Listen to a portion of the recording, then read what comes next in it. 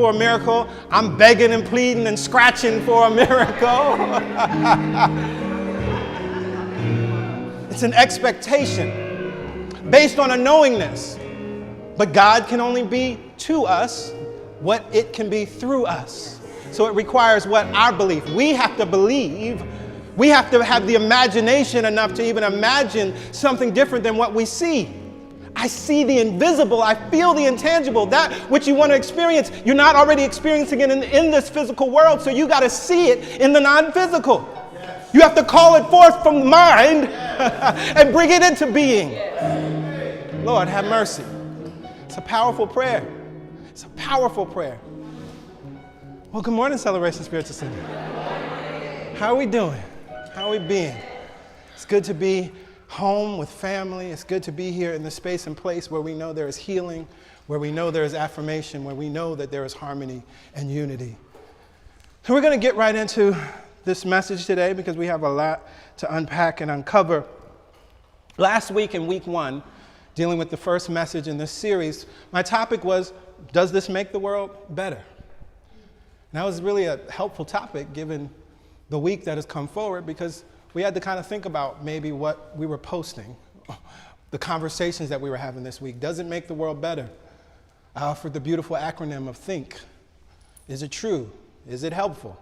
Is it inspiring? Is it nice? Is it necessary? And is it kind? As a litmus test for the conversations that we have, as a litmus test for the ways we go about our day and our interactions. Because Kid President, we can look at the mind of a child and say, it's Pollyanna.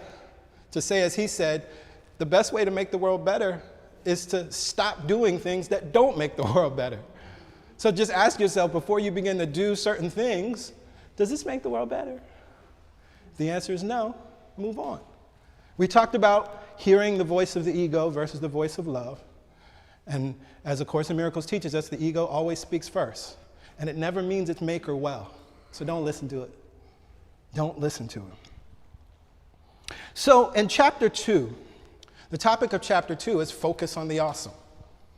And it's a powerful teaching because we recognize, as we talked earlier about gratitude, that even in the midst of pain, even in the midst of unwanted things, unwanted experiences, still there are things that we could call awesome. Still, there are things that we could focus on to be grateful for. And we recognize that that is how we can then shift our emotional state.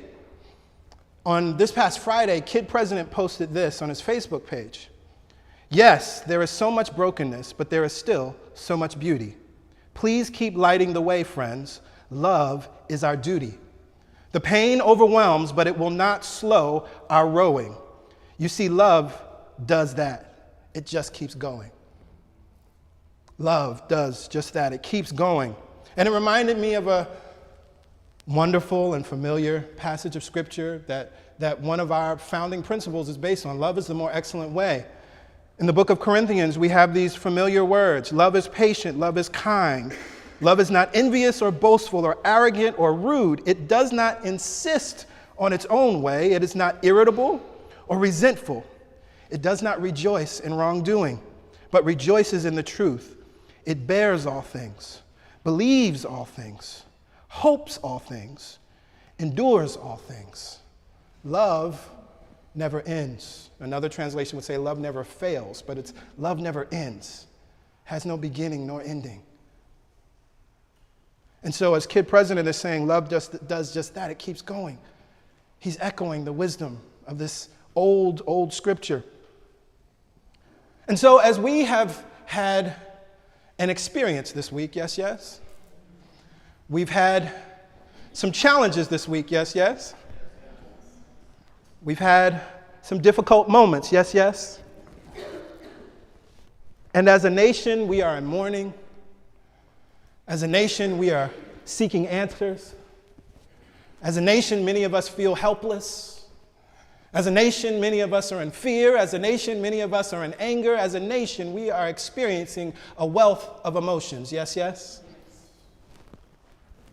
And so this morning, I want to offer some hope. I want to offer some hope to each and every one of you and each and every person that will watch this message. But as you hear me saying that, I'm sure there's somebody in the space that's saying, hope? Really? You must not realize how many unarmed black men have been killed. You didn't hear the statistic, Pastor Greg? They're saying now that more unarmed black men have been killed than were lynched. You hope? What you talking about? Is there any hope? How can you have hope? How can you find hope? Did you hear about what happened in Baghdad? 200 people were killed all at once in Baghdad. Did you hear that they bombed the holy site in Medina where the prophet is buried? Did you hear about that, Pastor Greg? And you want to talk about hope? Maybe you didn't hear about the news in Baton Rouge. Maybe you didn't hear about the news in Minnesota. Maybe you didn't hear about the news in Dallas, Pastor Greg, and you want to talk about some hope right now? Yes. I'm here to offer some hope. And the reason why I'm here to offer some hope is because you brought it with you. It's already inside of you. And so we're just going to call it forth for a few minutes. And so as I was thinking about that, I thought it was important that we take a little journey, and we're going to go back a ways in the history of this country. We're going to go back 163 years. We're going to go to the year 1853.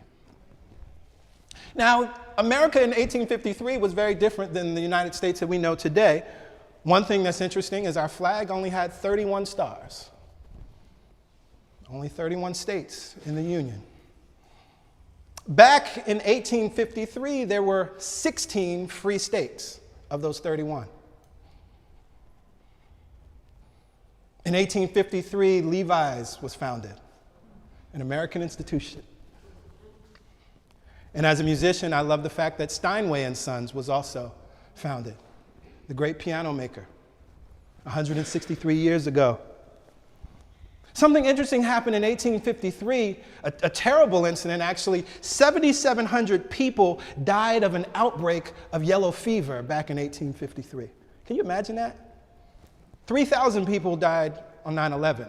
7,700 people in this country died from an outbreak of yellow fever back in 1853. Something else that happened in 1853, it's called the Yantaket Massacre.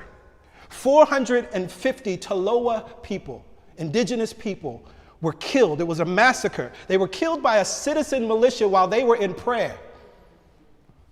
That happened in 1853. This was also the time of the gold rush. The gold rush was just about ending. California was already a state in the Union. In 1853, it's interesting to understand that this is 10 years before the Emancipation Proclamation. That was in 1863. 8 years before the Civil War. And then another interesting thing, in 1853, a book, 12 Years a Slave, was published by Solomon Northup. That was a pretty bad time, wouldn't you say?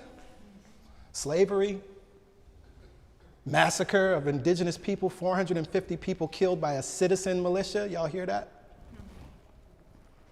7,700 people dying from disease, just gone. But like here and now, genes were created. Things that we know and love, right? The greatest piano maker had an idea and brought forth this new business. That was also happening at that time. But in the midst of 1853, with all of the despair, with all of, I can't imagine how much hope I would have had at that time, but in the midst of that, there was a man that wrote these words. He wrote, "Look at the facts of the world. You see a continual and progressive triumph of the right. I do not pretend to understand the moral universe, but the arc is a long one. My eyes reach but little ways. I cannot calculate the curve and complete the figure by the experience of sight. I can divine it by conscience, but from what I see, I am sure it bends toward justice."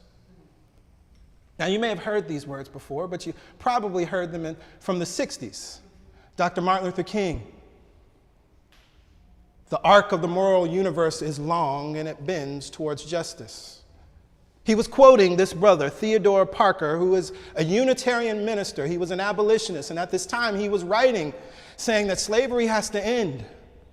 He was also part of the Transcendental movement. He was a Transcendentalist, so that means he was a brother of Thoreau. He was a brother of Emerson. That means that he was part of the roots of this philosophy that we call New Thought. He understood something, that even in the midst of 450 indigenous people being killed by a citizen militia, even in the midst of some free states but still slave states, even in the midst of a time where we have a story being written by a brother named Solomon Northrop that you can be a free man but then taken back into slavery, he said, I don't understand it all, but I know something about life. The arc of the moral universe is long, and it bends towards justice. We may be familiar with these words in more recent times because our own president calls on that same prophetic word as he is inspired by Dr. Martin Luther King and speaks these same words, that the arc of the moral universe is long and it bends towards justice. But how can he say those words? How can I say these words today and talk about hope based on what I see? Because I know that hope is not based on what I see. It's like love. Hope is not based on what I see. If he could not write these words at that time, 163 years ago, Dr. Martin Luther King could not speak those words in the 60s if it was based on what he was seeing, if it was based on what was happening even to him as he was jailed, as he was beaten. He was speaking to something much larger. And he was speaking from a place that we're going to speak from today, because what I understand, the reason that he could say that, it takes us back to the principles that we teach and talk about here. The principle of polarity is so incredibly important at this time. How can I say that? How can I say that there's hope? How can I say that the universe bends towards justice? Because I recognize that the principle of polarity tells me something interesting. It says that everything has two poles. Everything is dual, everything has its opposites, and at the end of it all, they come into one. And so I recognize that when I see hate, and when I see fear, and when I see violence, and when I see racism, and when I see homophobia, and when I see terrorism, I know that on the other side of that is the love, is the unity, is the peace, is the togetherness that I seek. Because it's actually the same energy, two sides of the same pole. And so while in this moment we may be seeing and experiencing the manifestation of one pole, I know that it can be transformed and transmuted. I know, and I can speak to hope because I know what the principle of polarity teaches me. It teaches me that the tendency of nature is in the direction of the dominant activity of the positive pole. Yes. What does that mean? Well, we say it in simpler ways. Love is stronger than fear. That the dominant activity of life itself is always bending towards that positive pole. This is why our brother 163 years ago could speak those words. He understood this principle. He understood that at the end of it all, the universe is going to make everything right. Now, that may still be hard to understand. That may be hard to grasp. So I want to bring it down, because what we also understand is the principle of correspondence teaches us that as above, so below, as below, so above, as within, so without, as without, so within. That means that on every level of our experience, it has to be true. So how do I know that this is true? Well, if you have a pot of boiling water, can you put it in the freezer and will it turn to ice?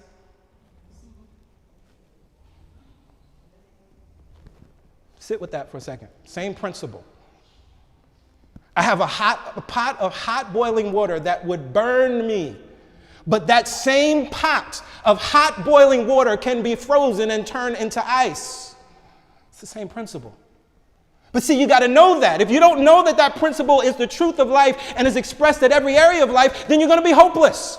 Then you're going to be in fear. Then you're going to feel like you don't have any recourse, that there are no answers. But when you understand that everything is energy, that everything is vibration and can be changed and transmuted by our power, by our knowingness, then you're not swayed by the winds and the waves of life. You're not swayed by the changes that are happening in life. Because I know that just as I can freeze boiling water and move it into ice, so I can take the hate, the violence, and all of that we are experiencing in this life here and now, and I can change it into togetherness. I can change it into unity. I can change it into love. I can change it into togetherness.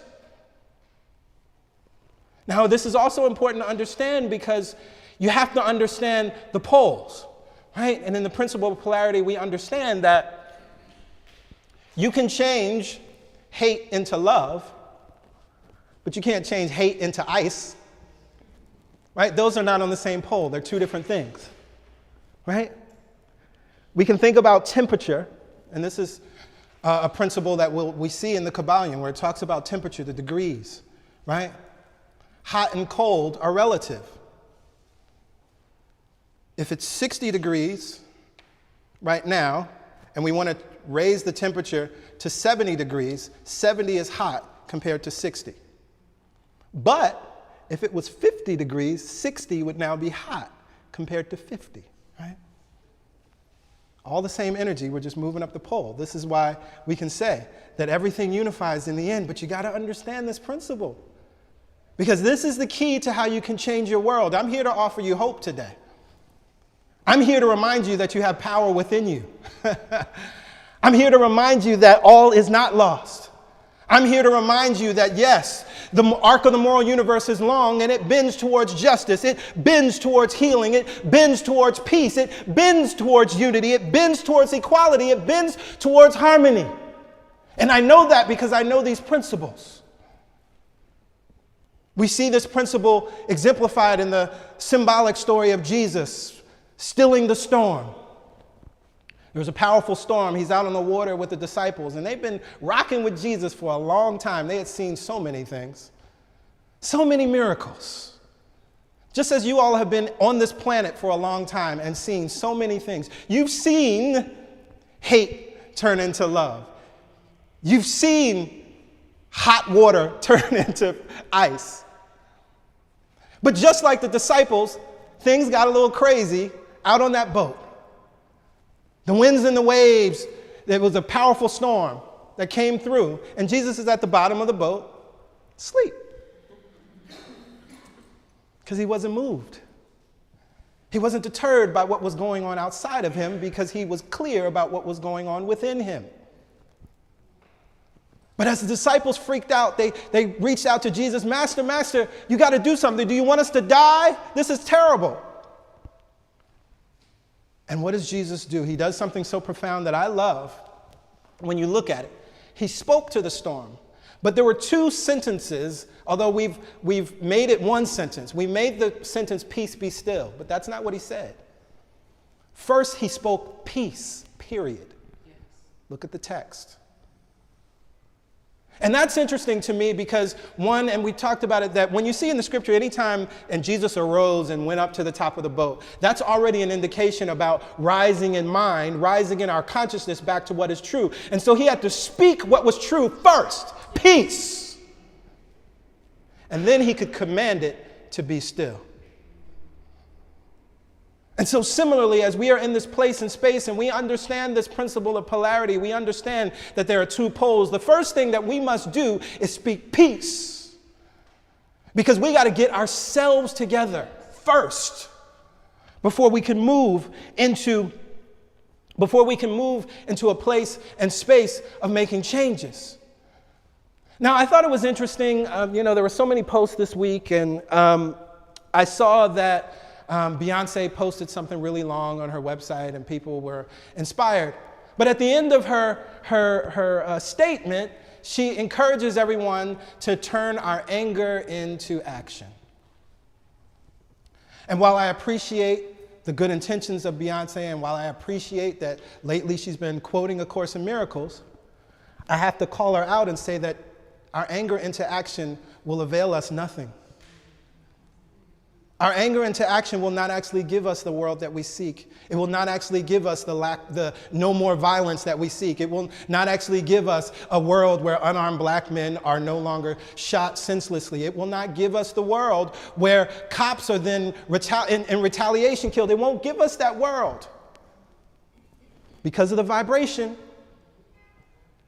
If everything is mental, if everything is energy and everything is vibration, then that vibration of anger, we must then attract more of that same thing. Even though we think it's positive, even though we think it's constructive, at the end of the day, anger is destructive. If you don't believe me, watch Star Wars.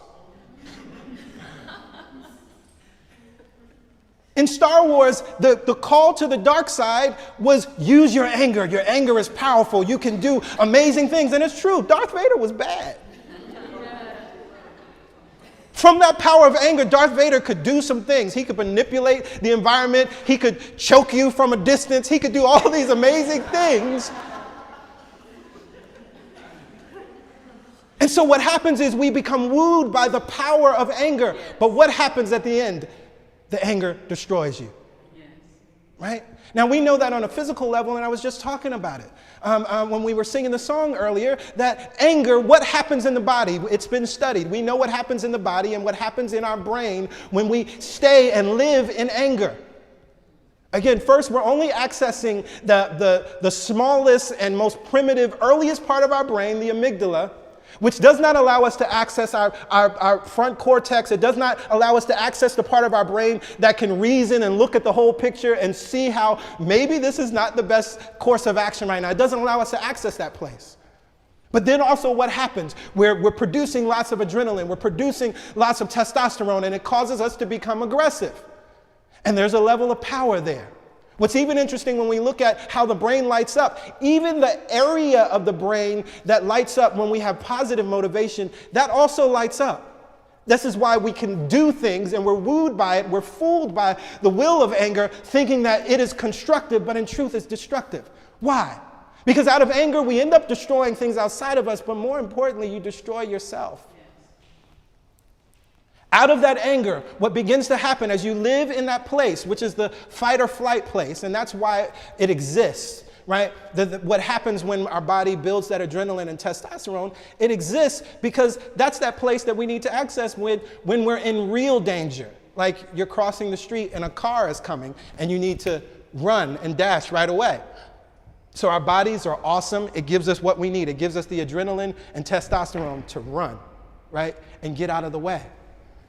But what begins to happen if we stay in that place, you become stressed out. And if you're stressed out, you become more susceptible to heart issues. As you get stressed out, you become more susceptible to weight issues. As you get stressed out, your body literally ages. Again, and this is science now. I'm not talking, metaphysical mumbo jumbo right now, right? So we recognize if that is true, then although it is well-intentioned, anger into action doesn't benefit us. So that means that we have to actually go from love into action. And when we talk about love, what are we talking about? Are we talking about this sentimentality, this, as I love Reverend Michael says, this syrupy sweet thing that we call love? Is that what we're talking about? No, that's not what we're talking about. We're talking about this thing that I just read about earlier, that love is patient, love is kind, love is not envious or boastful or arrogant or rude. It does not insist on its own way. It is not irritable or resentful. It does not rejoice in wrongdoing, but rejoices in the truth. It bears all things, believes all things, hopes all things, endures all things. Love never ends. And if you want to understand a little bit more about this level of love, I invite you to go to Power versus Force by David Hawkins, because he speaks to that level of love. He speaks to that level of love that is a level that is absolutely creative. It's a level that because of its pure motivations, it can compel the world to almost do anything, right? It can create any experience that it wants because of its pure motivation. Love is nurturing. Love is supportive. Love is a thing that wants to include all. Love into action. And so as you are contemplating and desiring to do something based on what has happened, make sure that you first transmuted your hot boiling water, put it in the freezer. Make sure that you've transmuted your anger back into love. It's on the same pole. If the anger exists, the love exists. It's all energy. Make sure you transmute that energy first.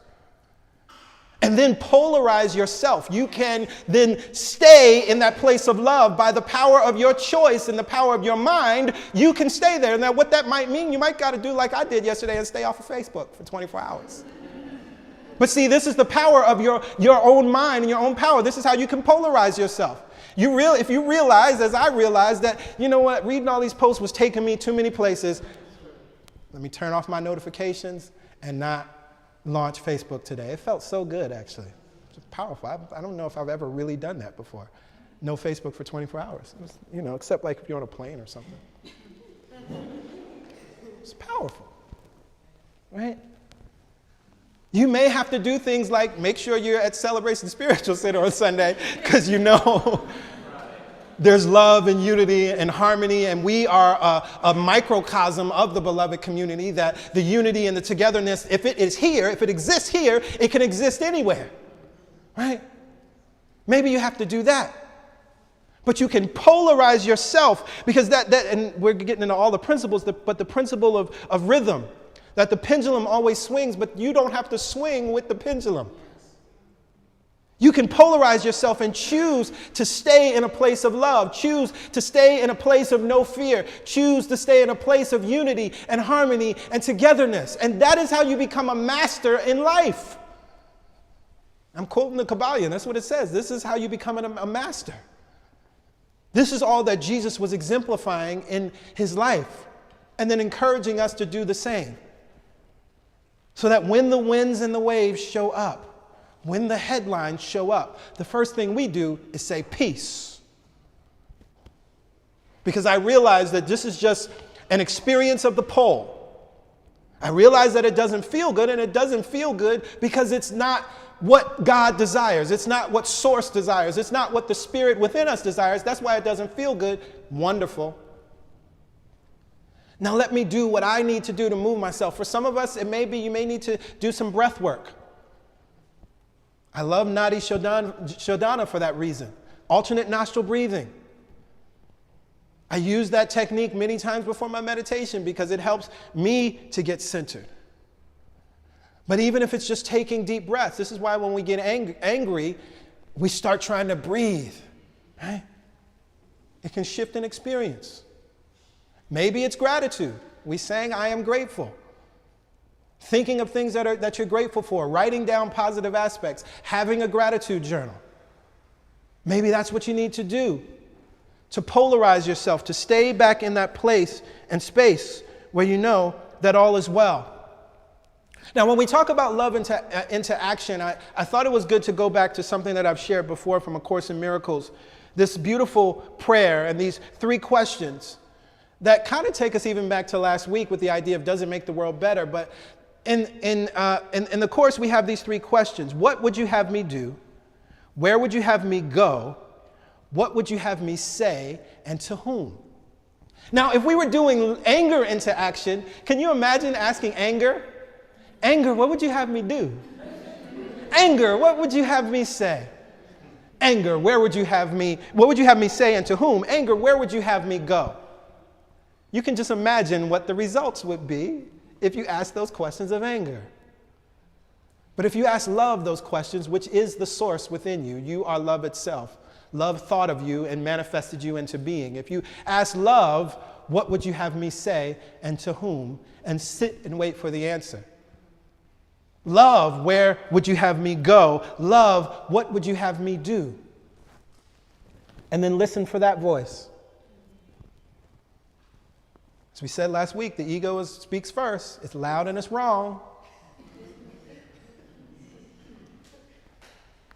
So you might hear that answer first. But it's loud and it's wrong, right?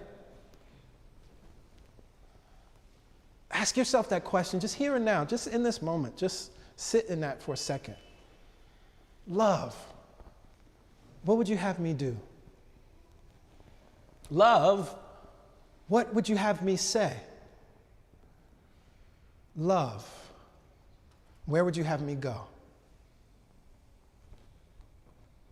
The thing I love many times is that question of what would you have me say and to whom?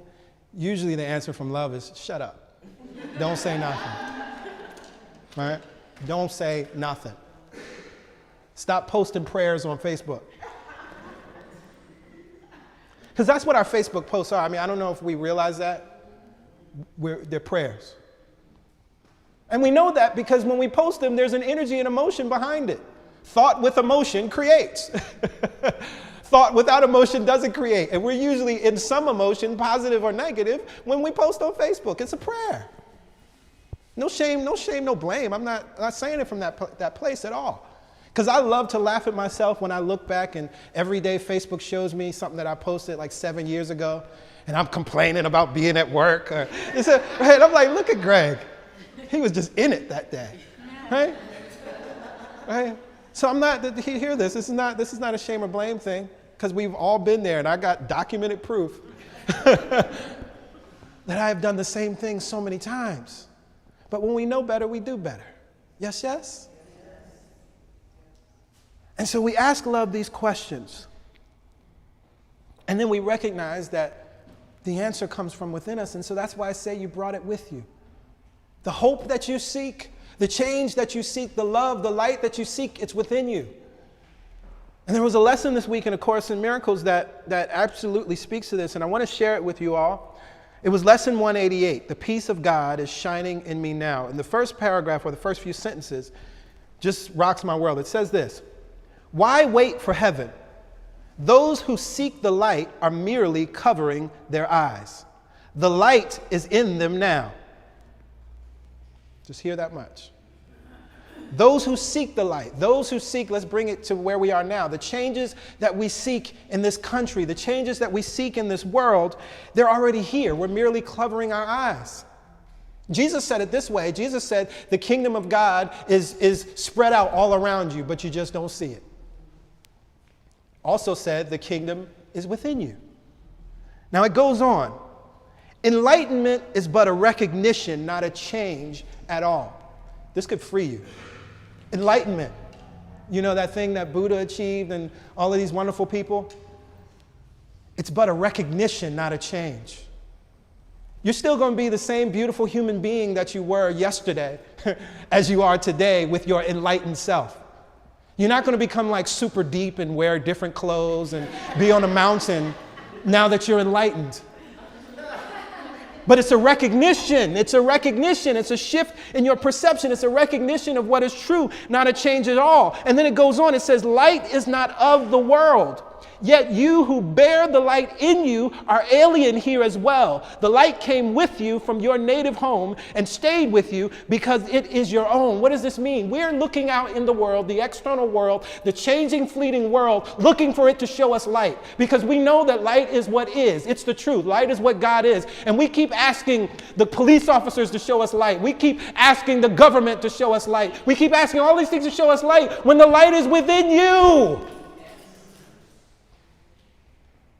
And so then when you understand that, you can then forgive the world, forgive the illusion, because you tried to make something that isn't what it never could be. But then when you recognize that the light is within you, now you can project that light onto what you see. That is the only reason that forgiveness is here. It's the only reason. God doesn't forgive. We've talked about that. God doesn't forgive because God doesn't condemn. God doesn't operate in forgiveness because everything is unified, whole, and loving in the non-physical. But here we need a way to shift this illusionary world that we're in. That's what forgiveness does. When we recognize that we no longer have to try to make this outside world something that it isn't, but we can project our light onto it and then change it and shift it. The light is not of the world, yet you who bear the light, you are alien here as well. The light came with you. Jesus said it to all of us. You are the light of the world. That was the heart of this thing. And so if you're looking for light, turn it on. If you're looking for harmony, turn it on. If you're looking for equality, turn it on. If you're looking for abundance, turn it on. Now I want to close with this.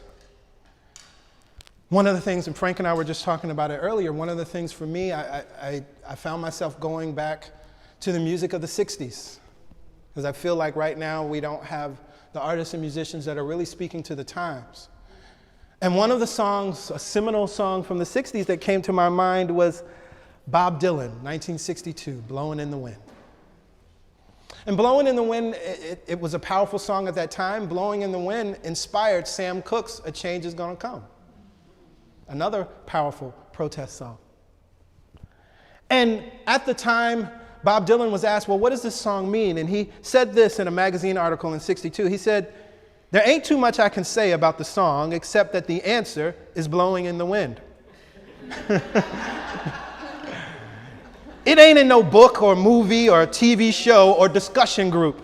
Man, it's in the wind, and it's blowing in the wind. Too many of these hip people are telling me where the answer is, but oh, I won't believe that. I still say it's in the wind, and just like a restless piece of paper, it's got to come down some.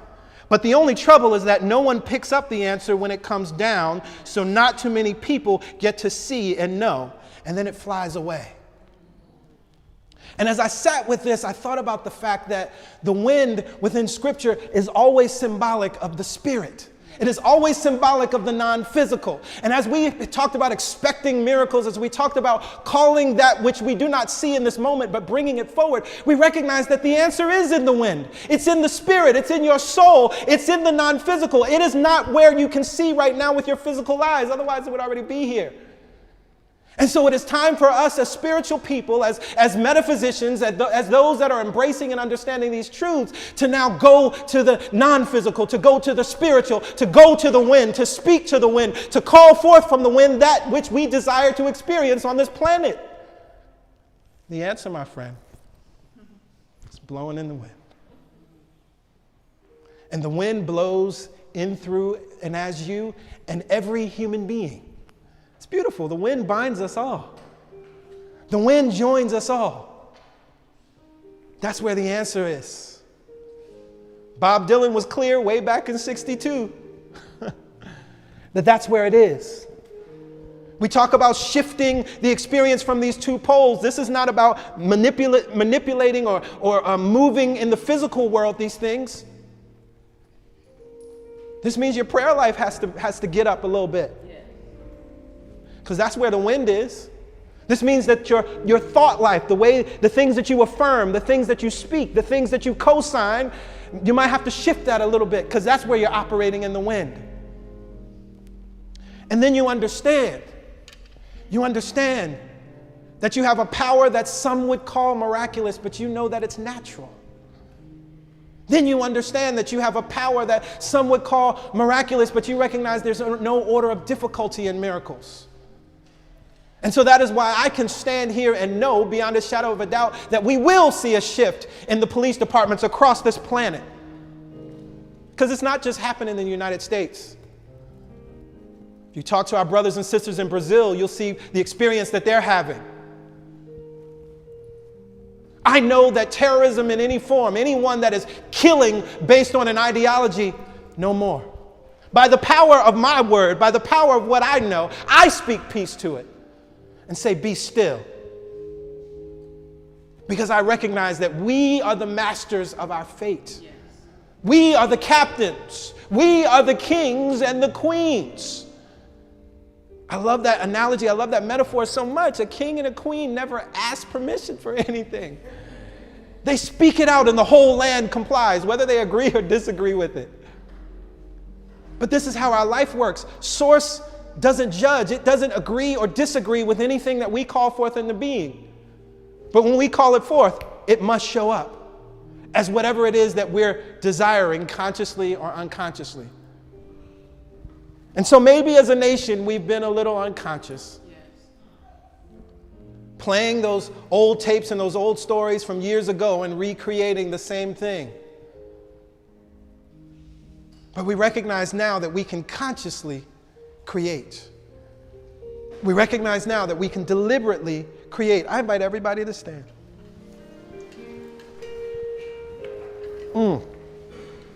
The answer, my friend, is blowing in the wind. That means it's right here where we are.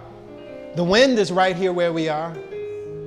And the wind is right where each and every one of our brothers and sisters on this planet are. The answer is just as easily in Baghdad as it is in Baton Rouge. The answer is just as easy in Dallas as it is in Minnesota. The answer is just as easily in Minnesota as it is in Staten Island. The answer is just as easily in me as it is in you. And so in this moment, I bring my mind, my focus, and my attention back on what is true.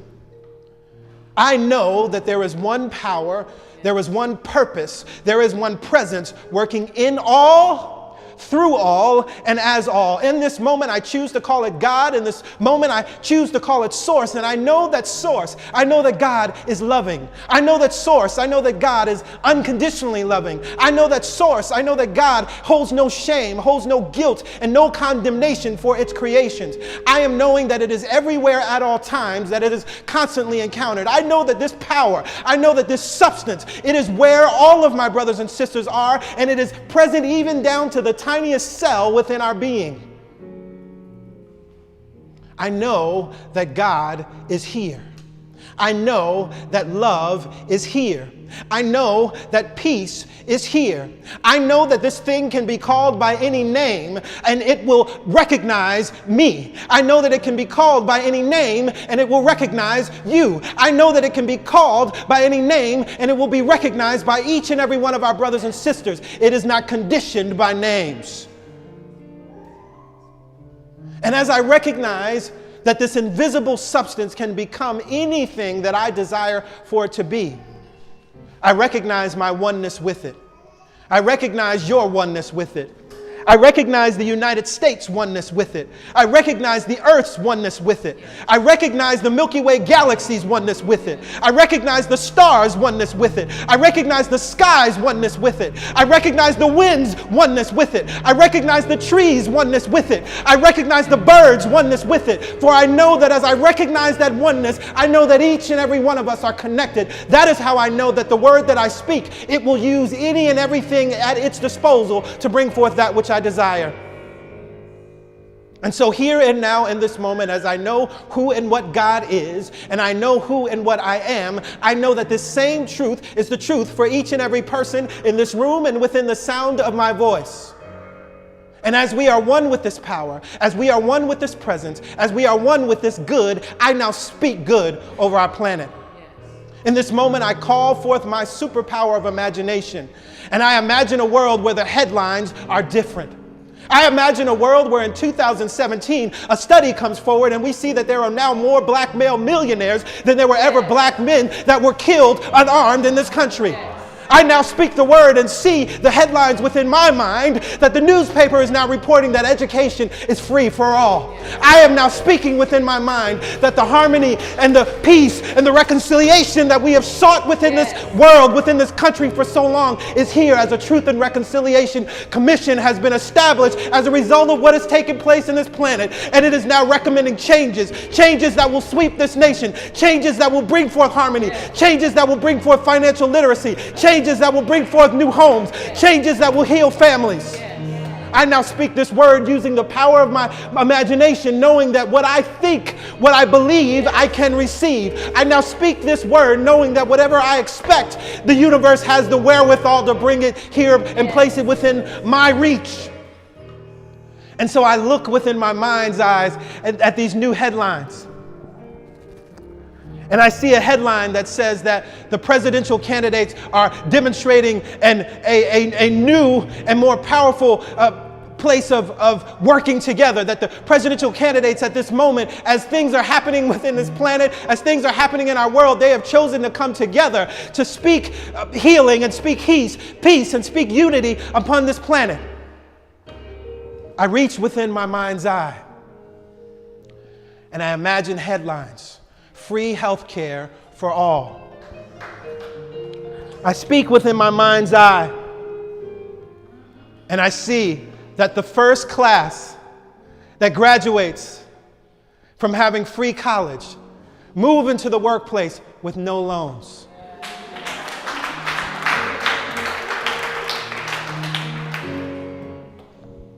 I now call on the superpower of imagination and imagine that justice, that peace, that healing and equality becomes the order of our day.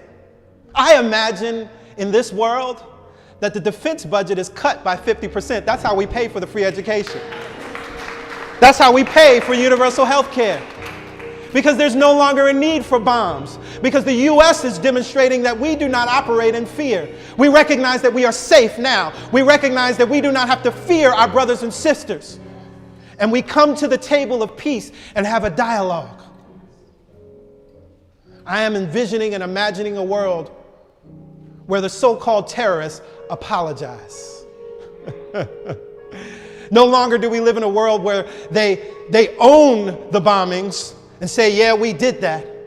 But we are now in a place and space where they begin to reconcile with their fellow Muslim brothers and sisters and our fellow brothers and sisters around the world. And they begin to promote healing within themselves, recognizing that they were only acting out of fear, and they see that they no longer have anything to fear. We call on our collective imagination and imagine the world that we want. And if we are bold enough to imagine it, the universe is bold enough to give it. And so I release this word with gratitude, expectation, and thanksgiving. I say thank you to the universe now because it is done. I know it is done. I know it is done because as surely as I can think it, it already exists within the mind of God. That is the first manifestation.